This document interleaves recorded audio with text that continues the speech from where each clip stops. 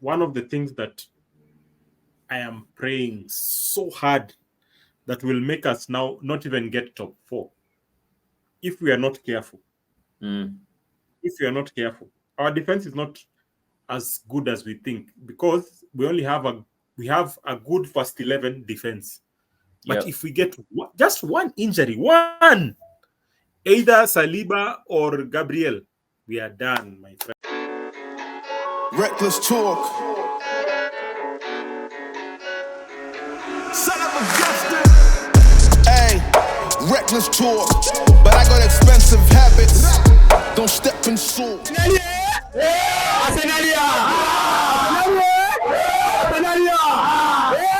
All right, morning people. How is it going, Kwame?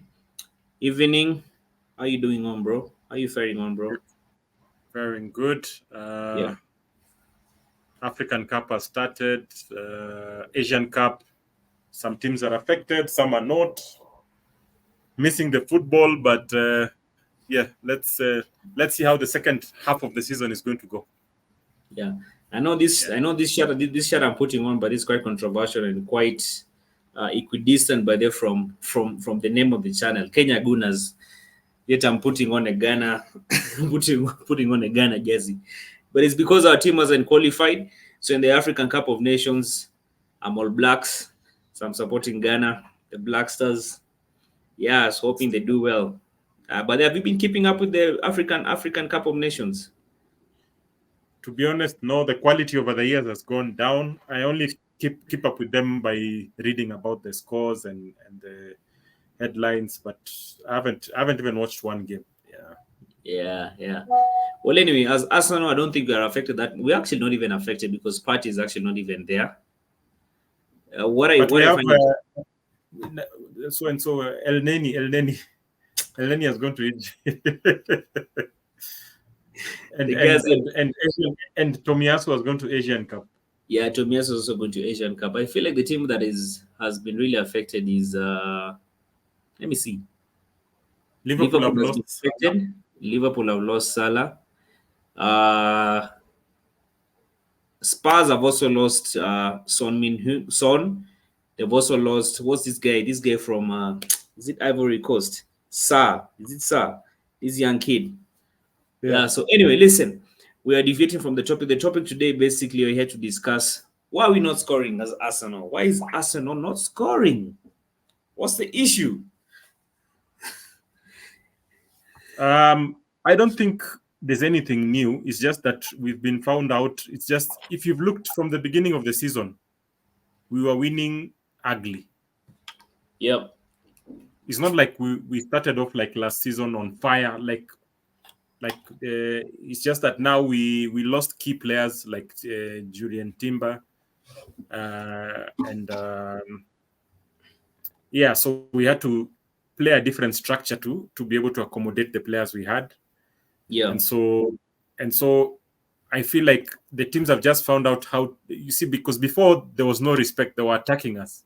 And so when you play openly against Arsenal, that's the worst thing you can ever do. With Saka and Martinelli, we'll carve you open. But now teams have started to give us the respect of title challengers. And so they realize they don't need the ball. You keep the ball, we hit you on the counter. So now, because and then they've also realized our conversion rate is the worst. I remember I told you, I was listening to a podcast and an analyst was saying that Arsenal is ranked number 10 in terms of open play conversion, not set pieces or long balls or whatever, just scoring in the box finishes. We are number 10. There's no way you'll win the league if your conversion rate we are number 10. That means there are 10 teams than Arsenal in terms of scoring. That's how badly we are doing in terms of converting inside the box. I don't know whether it's a mental issue. I don't get it. Fine, we need the number 9, but I think that's Arteta's work now. This is where Arteta has to earn his money because we only have Nketiah and Jesus as a quote-unquote the strikers we can call we have right now. Yeah. And Jesus is not like a typical striker, box-to-box striker, So the outright striker we have is Nketiah, and I think he's just not good enough. So for me, I feel like the problem has just come out, has been pronounced because we've dropped points. But I was listening to Pep, but of course he has to defend his protege in terms of Mikel, and saying that they also went through a rough patch. It's true. Man City lost. There was a time there they went drop points 5 games. Yep. So if Man City can do it and they have all those players, with us, with the quality of players we have, I think the break couldn't have come at a better time. Yeah. So I think we just need to be positive. As I said, if I was Mikel, I cannot try and convert Nketiah to Osimhen or Nketiah to Shevchenko or Nketiah to Ronaldo. He's never going to be that. So the best thing he can do is come up with a strategy, because we are dominating the game. When you look at the XG, Arsenal dominate. Even in the Liverpool, we dominated them. They just used their chances. So what they need to do is find a way to convert the players that are already there. Can they score? Just give them small targets. If all of them between 8 and 10 goals for the players like Saka, Martinelli, Jesus, Trossard, basically the attacking players. They need to divide those goals. They need to divide those goals and find a way, because the issue about buying a striker in January, it's fairy tale thinking. If we get a good loan, that will be and that's a big luck. It's unlikely going to happen, because no club is going to sell you on the cheap a striker. And just like I was telling you about this some couple of minutes ago, clubs have basically realized that we're desperate for a striker right now, and in being we're desperate for a striker, they're now hyping the price by the player. Like the other day, we were linked to Adebayo from Everton. 60 million. I think I was just telling you this couple of minutes ago. 60 million for Adebayo. Even if you're desperate. And Arsenal have learned. By the way, if there was out of the top 5 or top 4 teams, if there was ever a team that was a dumping ground for players, is Arsenal. We bought Silvestre from Man United, flopped. We've bought Willian from Chelsea, flopped. It's just a dumping ground.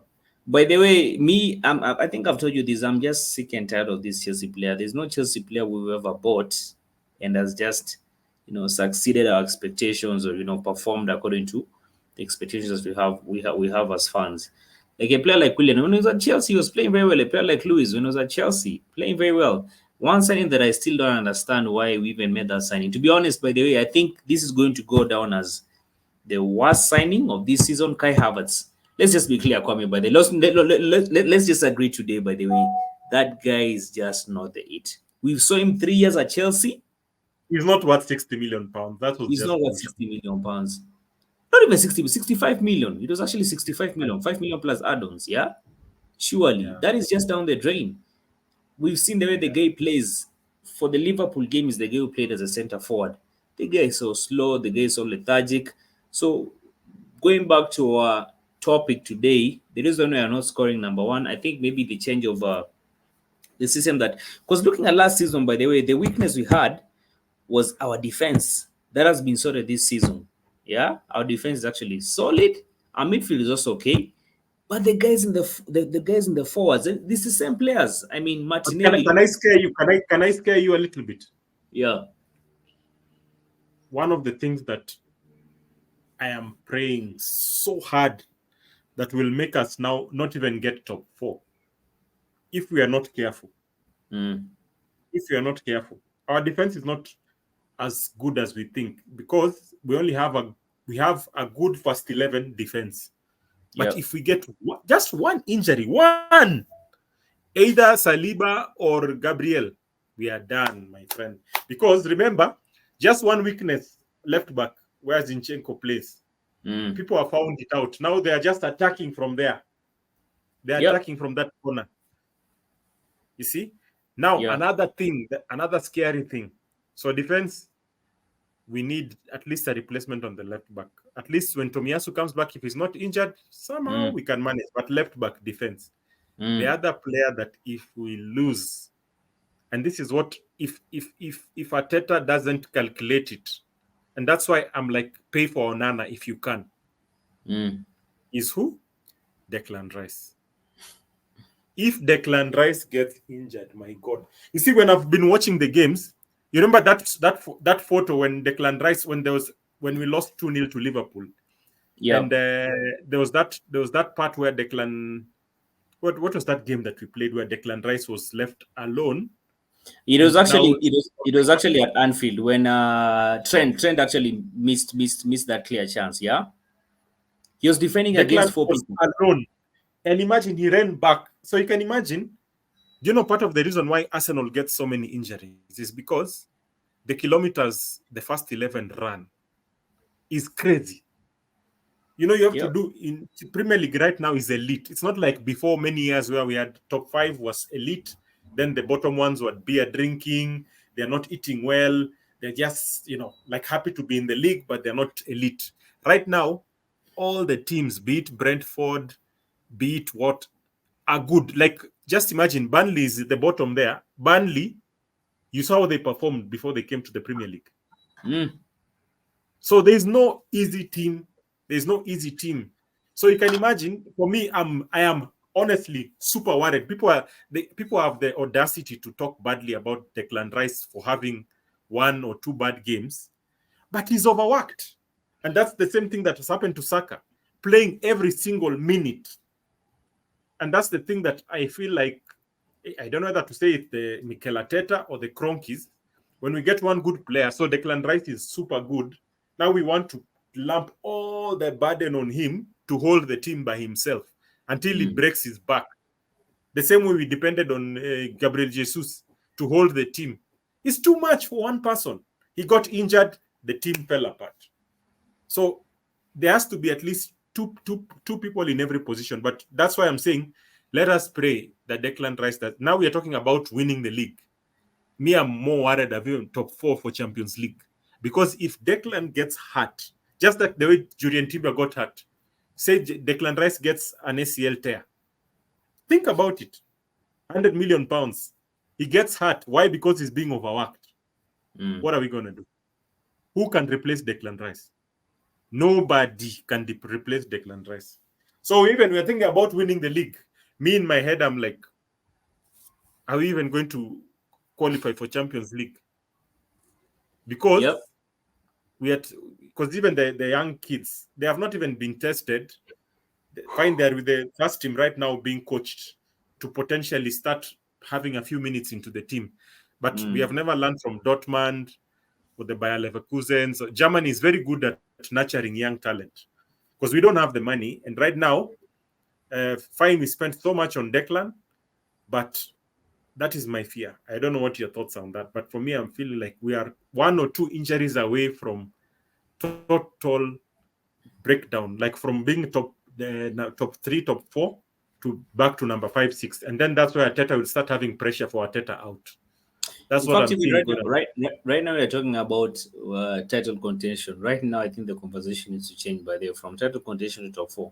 Because the way we are playing right now, going by the experience of the coach and just looking at the teams that you're competing with, top 4 by them might actually be a serious challenge. Because, bro, just like you said, we're just one injury away. And you see, the question is this: who's going to replace Saliba? If we lose Saliba and Rice at the same time, what we do? How will that game play? Just imagine Saliba. We are acting like they can't get injured. Yeah. Saliba and Rice get injured. Are we going to get top 4? Think about it. It's going to be very, very challenging. But my main concern by these the forwards, because looking at it last season, anybody could score. Saka would score, Martinelli would score, even in Keita scoring. So I think the tactics, maybe the system that Mikel is actually playing with right now, is what is actually leading to us not scoring goals. But we are So dominating the ball. Why aren't we putting the ball in the net? That's what I don't understand. even that's what I don't understand. By the way, it's Because a question. like you imagine, like when Saka was in here, he was the goal is here. He blasted the ball above. Now, how do you coach that? Like the goal post is here. So for me, my assessment is, without blaming too much, is there is fatigue. Our players are good.